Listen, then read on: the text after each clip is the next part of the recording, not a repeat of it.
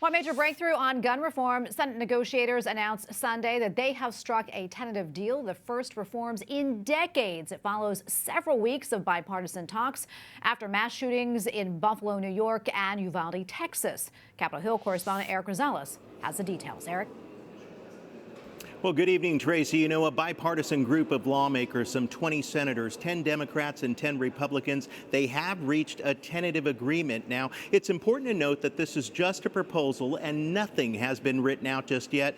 So as of right now, it does have enough GOP support, it appears, to avoid a filibuster. The bipartisan group agrees action must take place now. They wrote, quote, "Families are scared and it's time to come together and get something done that will help restore their sense of safety and security in their communities.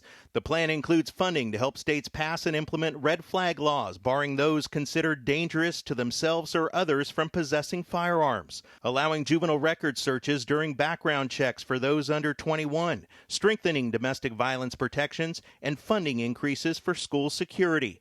The agreement does not raise the minimum age from 18 to 21 to buy a firearm and does not include an assault weapons ban. To think that a group of senators, bipartisan group, can come together and take measured but important steps forward toward gun safety is nothing short of a political miracle. We're not at the finish line, but we at least can see it. The key Republican in the talks, Senator John Cornyn, signed on to the agreement and tweeted, quote, "This agreement will provide schools the resources they need to enhance security and keep our children safe. It will invest in mental health programs to support communities and schools, and it will not infringe on the rights of law-abiding gun owners." Senate Minority Leader Mitch McConnell did not formally endorse the agreement, quote, "I continue to hope their discussions yield a bipartisan product that makes significant headway on key issues like mental health and school safety, respects the Second Amendment, earns broad support in the Senate, and makes a difference for our country. A final agreement could be tricky."